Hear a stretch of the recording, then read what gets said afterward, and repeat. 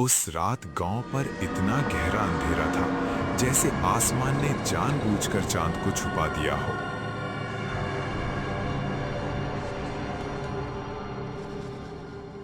तीन दोस्त शाम के समय मोहल्ले के एक पुराने चाय वाले के पास बैठे थे।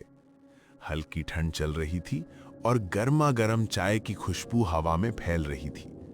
सब अपनी अपनी कुर्सियों पर आराम से बैठकर बातें कर रहे थे। पता नहीं कैसे, पर बात धीरे धीरे भूत प्रेत या और आत्माओं की तरफ मुड़ गई। भाई कहते हैं जो भी उस जंगल से जाता है उसका बच पाना बहुत मुश्किल है। हाँ भाई, मेरे दादा भी तो उस जंगल में जाने के कारण आज इस दुनिया में नहीं रहे। हाँ भाई, ये पूरे गांव को पता है कि उस जंगल में वो छलावा है। और हाँ भाई, सब ये भी कहते हैं कि वो छलावा सिर्फ सर्दियों में ही निकलता है। भाई उस जंगल में जाने की तो छोड़, मुझे तो उसके नाम से ही डर लगता है। वो जो छलावा है वो अब तक जाने कितने लोगों को मार चुका है। भाई ये तो सही बोला। वे सब बातें ही कर रहे थे, तभी वहां गांव के डॉक्टर साहब आ गए। लो, डॉक्टर साहब आ गए। यही बताएंगे आपको उस छलावे के बारे में। क्या बात है, आज मेरे बिना ही शुरू हो गए। आइए बैठिए डॉक्टर साहब, आपका ही इंतजार हो रहा था। हाँ, अब बोलो, क्या बातें चल रही थी? अरे डॉक्टर साहब, आपने सुना नहीं क्या? पूरे गांव में हलचल हो रही है कि जो भी रायपुर से पहले जंगल आता है उसमें जो भी गया है वो वापस नहीं आया। जब मौका मिलेगा ना जाने का तो जरूर जाऊंगा और तुम सबका सारा भ्रम दूर कर दूंगा। भरम कैसे दूर करेंगे जब आप वापस ही नहीं आ पाएंगे? अच्छा चलो देखते हैं, जब जाना होगा तो तुम्हारे भूत प्रेत क्या करते हैं। अचानक डॉक्टर साहब के फोन पर किसी की कॉल आई। Hello hello. चाचा, मैं राजन बोल रहा हूँ। हाँ बेटा बोलो, क्या हुआ? आप घर जल्दी आ जाइए, माँ की तबीयत बहुत खराब हो रही है। जो मैंने दवा दी थी वो टाइम टू टाइम दे रहे हो ना? हाँ, दवा दे दी है, पर पता नहीं फिर भी क्या हो गया है, सांस लेने में बहुत दिक्कत हो रही है। मैं अब निकल रहा हूँ। ठीक है चाचा। अरे राजन तो रायपुर की ओर रहता है। हाँ रहता है, उसी के उधर ही आता है ना जनरल। अरे डॉक्टर साहब, हर समय मजाक अच्छा नहीं लगता। आप उसे जंगल से मत जाना। जब मैं जंगल से वापस आ जाऊंगा ना, तब पता चलेगा कौन मजाक कर रहा था। चलो अब तुम सब बातें करो, मैं निकलता हूँ। ये डॉक्टर साहब की सबसे बड़ी गलती थी, कॉल उठाना। आगे जो नज़ारे देखने वाले थे, आपके रोंगटे खड़े हो जाएंगे।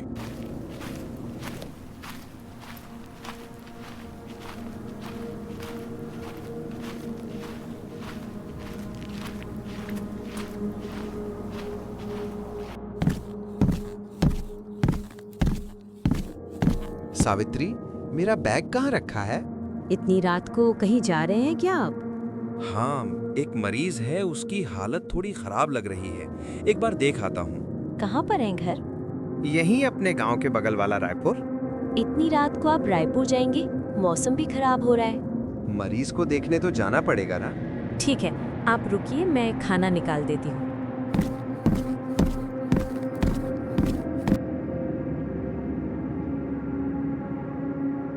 रुकिए, ये रख लीजिए, ये शंख है, बुरी आत्माओं से बचाता है। क्या सावित्री, अब ये शंख मुझे बचाएगा? एक तो आप रायपुर जा रहे हैं इतनी रात को, ऊपर से ऐसी बातें कर रहे हैं। इसे चुपचाप जेब में रखिए। अच्छा चलो ठीक है, मैं चलता हूँ अब, वरना देर हो जाएगी।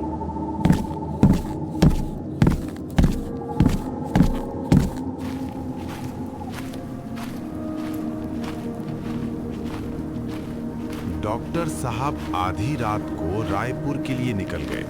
ठंड काफी बढ़ रही थी और आसमान में बिजली चमक रही थी, मानो कुछ जोर जोर से बोल रहा हो।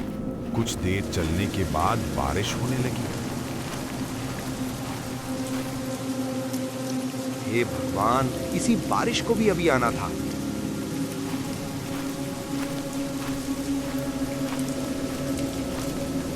अरे तुम क्यों आ गए? मैं तो आ ही रहा था। चाचा, मैं आपके घर ही जा रहा था। मुझे लगा इतनी रात को आपको अकेले आना ठीक नहीं रहेगा। मैं आ तो रहा था, इतना दिक्कत लेने की क्या जरूरत? तो छोड़िए ना, अब ये बारिश की टेंशन लीजिए कि कब छूटेगी। इतनी जल्दी नहीं छूटेगी। क्या इसी बारिश में चले क्या? थोड़ा इंतजार कर लीजिए, छूट जाएगी। चलो, बारिश छूट गई, अब जल्दी चलो।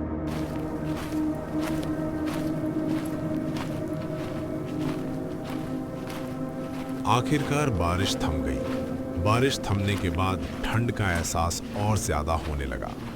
एक तो रात के 1 बजे थे, ऊपर से बारिश के जाने के बाद और ठंड पड़ गई। हे भगवान, ये ठंड तो जान ही ले लेगी। हाँ, ये ठंड भी अब धीरे धीरे बढ़ रही है।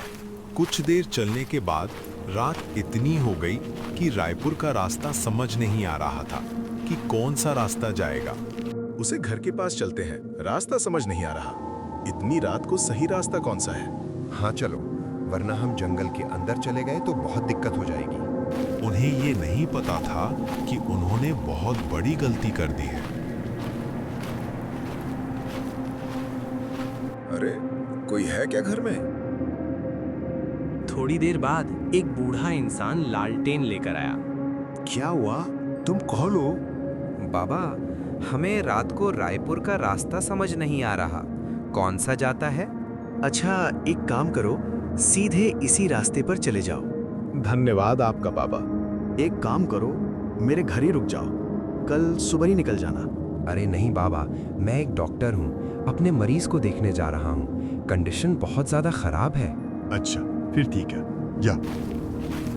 बाबा के चेहरे के अंदर कुछ और ही दिखाई दे रहा था, मानो वे जंगल में अब फंस चुके हैं दोनों।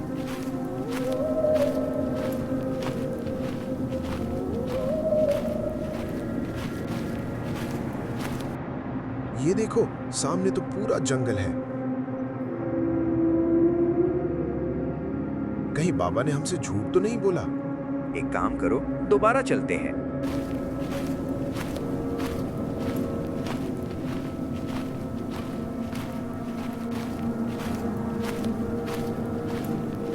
बाबा, एक बार बाहर आओ।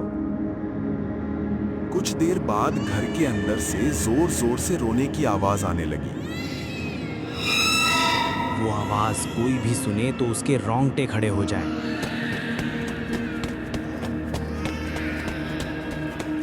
वो आवाज इतनी अजीब थी कि दोनों वहां से तेज तेज भागने लगे। वे वहां से तेज तेज भागते हुए बीच जंगल में घुस गए। अरे, तुम रुक क्यों गए? भागो। अभी तुम्हें पता चल ही जाएगा कि मैं क्यों रुक गया। ये सब उसका छलावा था, डॉक्टर को जंगल के बीच में लाने का और उन्हें मारने का। थोड़ी देर बाद राजन ने वहीं डॉक्टर साहब जैसा हुलिया कर लिया। क्या हुआ? चौंक गया ना?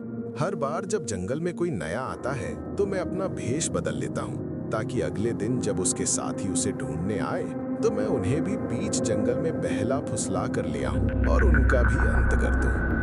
डॉक्टर को याद आया कि उनकी बीवी ने एक शंख दिया था उन्हें आत्माओं से बचाने के लिए। उन्होंने तुरंत वो शंख निकाला।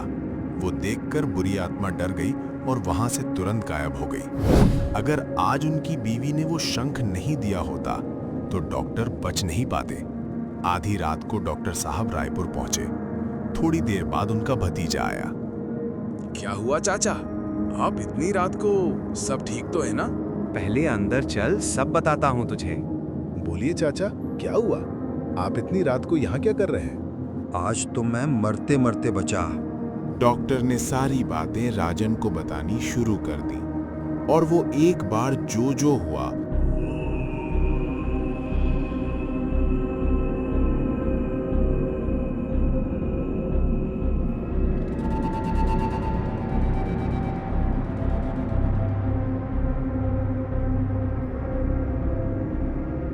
अब मैं समझ गया और अब मुझे भूत प्रेत पर भी विश्वास हो गया। चाचा, रात को कोई भी फोन करे उसे जंगल से भूल कर भी मत आना। चाचा, आप सो जाओ, कल सुबह होने के बाद ही यहां से निकलना।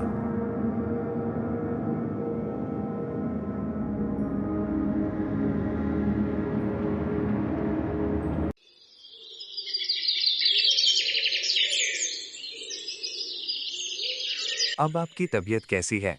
हाँ, ठीक है। हाँ, समय समय पर जो दवाई दी है वो लेते रहना। चलो, मैं निकलता हूँ घर के लिए। ठीक है, सही से जाना।